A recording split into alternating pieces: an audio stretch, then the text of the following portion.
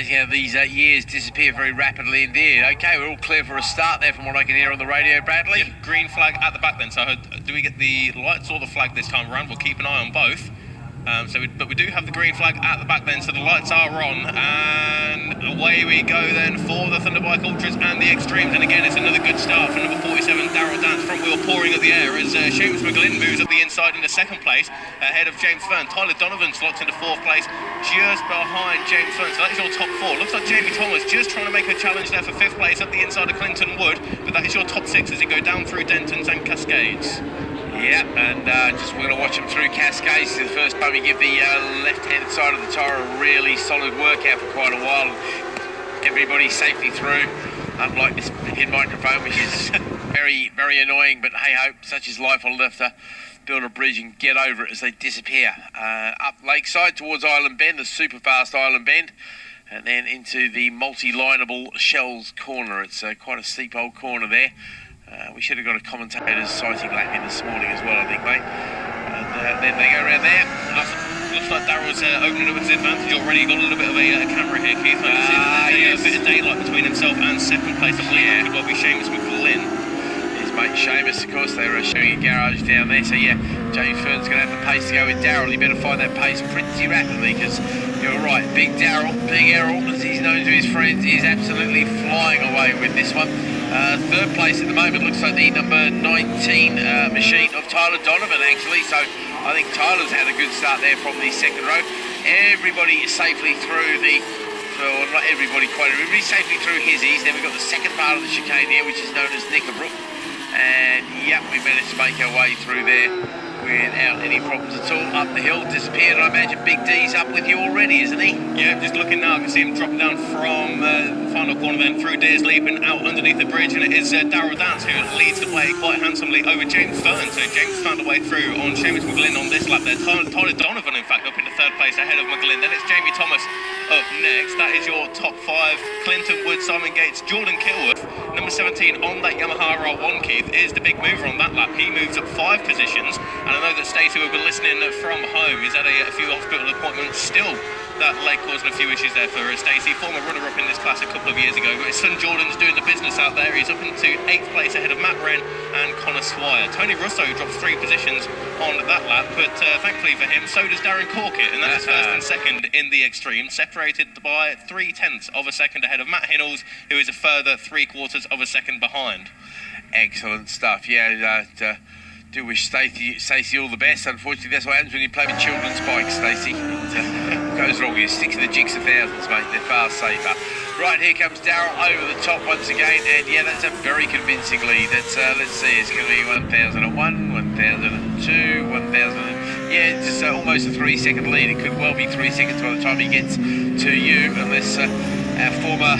Oh no, it's Tyler. No, hang on, that's the 102. It's James Fern there in second. There's Tyler. It's Seamus behind him, so I'm getting used to these numbers and colours. That's the good thing about working out here without a screen. You actually have to look and use your brain to think about these things, don't you? It's annoying, isn't it? Yeah.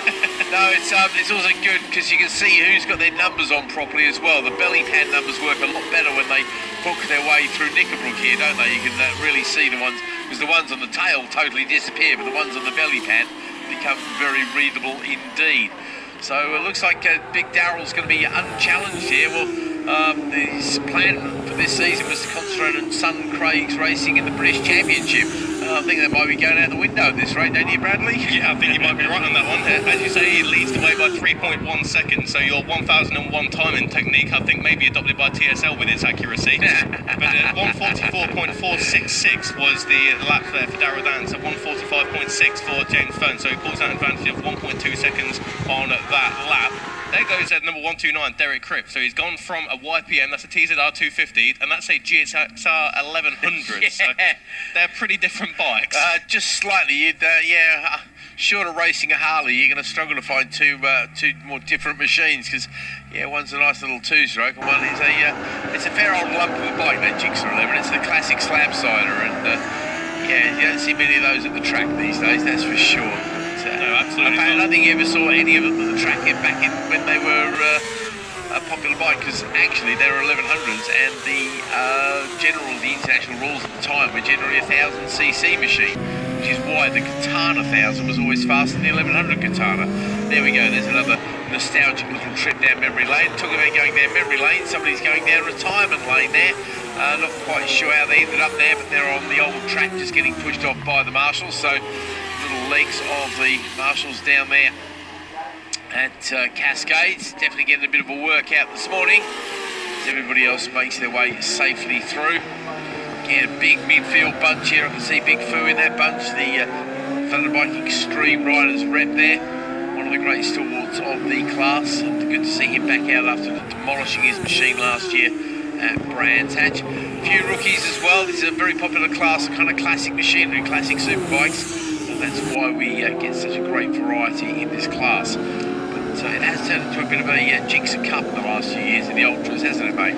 Yeah, you're right. Of course, Morgan Creasy won the last couple of championships on the GSXR there, didn't he? And previously, Mark Wilby on the GSXR as well. I think the last non-GSXR championship winner in this particular class was Josh Harvey on the Yamaha R1, and that's 4 years ago now. So not sure what Josh's plans are. We've not seen him for a year or two. No, we haven't seen much of Josh, have we? It'll be good to see him back, actually. He was on that R1. Of course, Aidan Patmore and Steve Palmer also were dominating this class a few years before that on R1s as well. They were R1s as well. Well, Daryl's definitely reclaiming the R1 chalice at the moment, that's for sure. It's funny how these things go in waves. So just waiting for him to reappear across the top, which I think he'll be doing very shortly and indeed rapidly soon. Here he comes across the line. Oh, so up to across the line. Jeez. Put that one cliche back in the box, Keith, and we're heading down towards his lops is the cliche I should be using. There he goes, still being pursued by James Fern. Well, James, you got the pace to go with him. You've used your wasp excuse for the weekend. You're going to have to find something else, I'm afraid, now. Looks like Seamus has lost another place there. He's down in 5th place as he comes past me here. And another good little battle going on behind there. Because Simon Gates, the Ultra Riders rep as well. Oh, somebody deciding they're going to take a failed shortcut through the chicane there. That's the number 17 machine. That's Jordan Kilworth. Unfortunately, Jordan's going to be dropping some places there, mate. So not sure how many he would have dropped, but he was in a tight little bunch there. So I wouldn't be surprised if that little out-braking manoeuvre by Jordan has cost him 2 or 3 places there. You'll be able to get confirmation of that in about 35 seconds' time when he comes across the line. Leaders are back with me, and the fastest man on that lap again for the last 2 laps running, Keith, is James Fern. He's in a 4.5 flat, and the gap is down to 2.3. It was 3.1, it's now 2.3. We've got 6 laps to go on the timing screen here there. So not sure if Daryl's just hit the cruise control a little bit here, or whether he's got James Fern's got that bit between his teeth, but either way he's catching them about half a second or so per lap at this rate. So Tyler Donovan, Jamie Thomas up next ahead of Seamus McGlynn by 0.9 of a second, and it's a relatively slowly lap there for Seamus. He's gone 1.5 seconds slower than his fastest of this race. But you're right, Jordan Kilworth across the line dropping 3 positions, which has promoted Russo Corkin and Tony Keelty. So the advantage for one there, or as a consolation there for Jordan Kilworth, is that out of those 3 riders, only one of them is an Ultra. Yeah, I'd be interested to keep an eye on James. And I will say, of course, he has the advantage, and the advantage being that when you're chasing somebody, it is a lot easier to kind of get the bit between your teeth and go for it. Lou, I think Daryl might have been just held up by the back marker there, just very slightly indeed, whereas James gets the back marker on the way up to Clay Hill, so it doesn't lose anything at all. But it's probably only a fraction of a second there, a little bit of a hesitation on Daryl's part. I don't know if he's getting pit boards down. I would hope young son Craig will probably be working the board for him. But the trouble is, if you haven't got those pit boards to incentivise you, basically, it is very easy if you're leading a race to kind of get complacent. You're hitting your markers every time. You're not going that little bit deeper. Whereas if you're chasing somebody, you are going to push on that a little bit harder, take that a little bit more of a chance. So we'll be interested to see if the gap does change. Keep an eye on that, because with 6 laps to go, it is definitely not mission impossible for James Fern to overcome that gap. 1.8 seconds as they came across the line this time around. This is half race distance now, Keith. Tyler Donovan and Jamie Thomas now locked together 3rd and 4th. We spoke with Tyler just before the presentation yesterday, and he said that he's put in a new rear tyre for today. Of course, he's also out there in the Retro 1000, so he's got 40 laps to do on that rear tyre, so it's not going to be as fresh later on into the day is what it is now. So Tyler still owes me a drink too, so I'm not going to mention it. Alright, fair play. So Jamie Thomas is behind at 19 covers. How many places did Jordan lose on that last lap, mate? On the previous lap, he lost 3. It was 3, I thought so, but, yeah. it was to Tony Russo and Darren Corkett, who are 2 extreme. Ah, okay, that's good news. He's just made his way through on Tony Keelty again, so he's back in 10th place in the Ultras where he was. Excellent, good stuff. So picking up some useful points there. Because obviously points make prizes, and speaking to a few people who were almost surprised to finish on the podium at the end of last year, but they admit it's just consistency. It's turning up in every round, putting in some solid points performances, and we did see that particularly the seconds and thirds. People just picking up end of season trophies at the dinner dance, which is huge. As the leaders come past me, yeah, I'll tell you what, 1,001, 1,000, yeah, it's less than 2 seconds, that's for sure, mate. James Fern has 100% got that down. That battle behind with who's that? Sorry, with Tyler Donovan. I didn't quite see the Jamie Thomas. This is Jamie, yeah, that's right. So, yeah, big Jamie there is definitely giving Tyler a hard time. I know it's a power to weight ratio class, but that only refers to the bikes. It doesn't refer to the riders. Otherwise, I think Jamie would be in a different class. Basically, he's a very quick rider particularly for a lad his size, because he definitely looks like the cat that got all the cream, to be say nicely.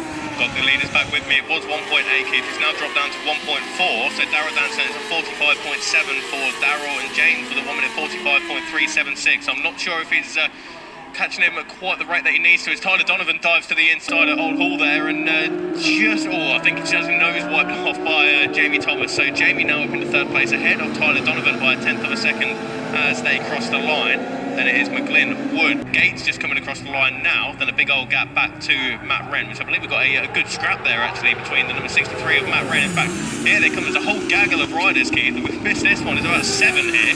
As Matt Wren leads that particular battle across the line ahead of Jordan Kilwood. That was Tony Russo up next, then Connor Swire, Darren Corkett, Mark Biswell, Tony Keelty, all in the mix there. So watch them as they come down the avenue in towards Cascades, but that is a big battle.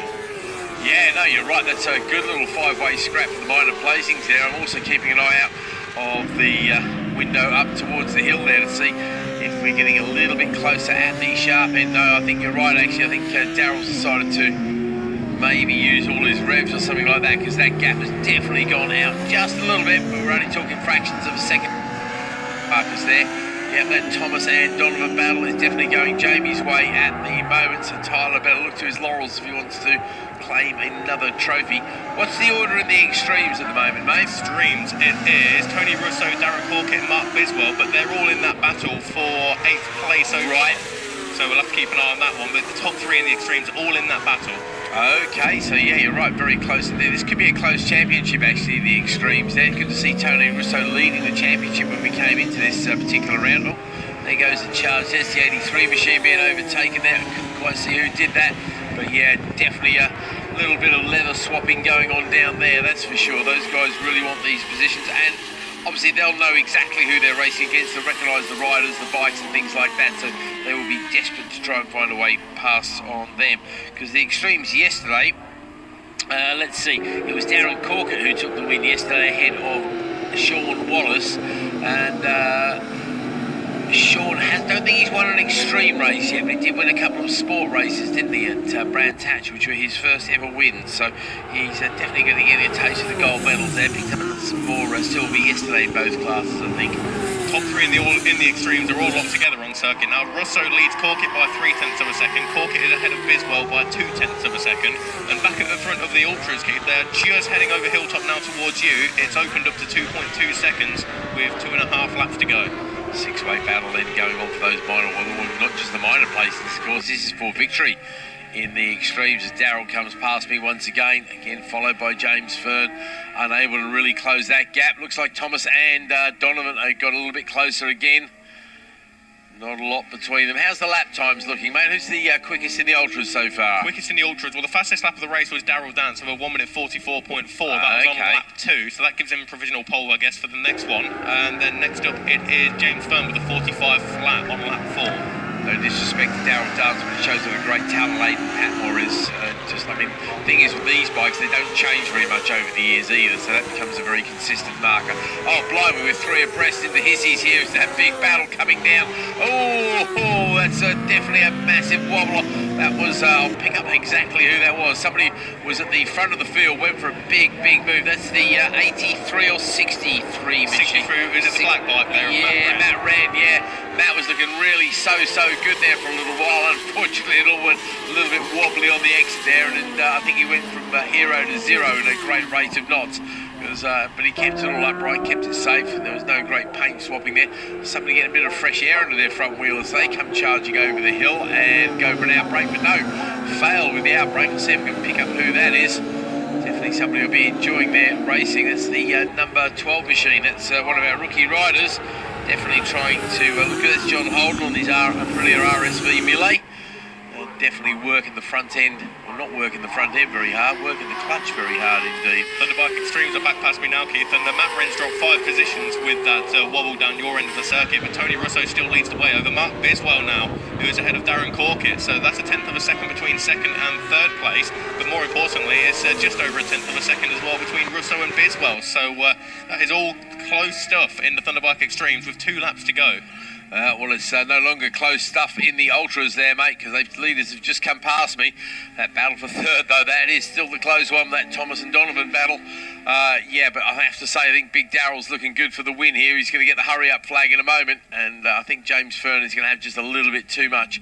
But I don't think there's a lot of traffic between them and the checkered flag either, so that's going to come out very shortly indeed. I imagine Darrell's just making his way to you now, is he? Yeah, coming across the line now, right on cue. So it looks like we've got someone coming into the pits there. The Triple 8 machine of Paul Fagg on that Yamaha R1 is into the pits from the rear end of the field. It's Darrell Dance and James Fern. The gap's now 4.7.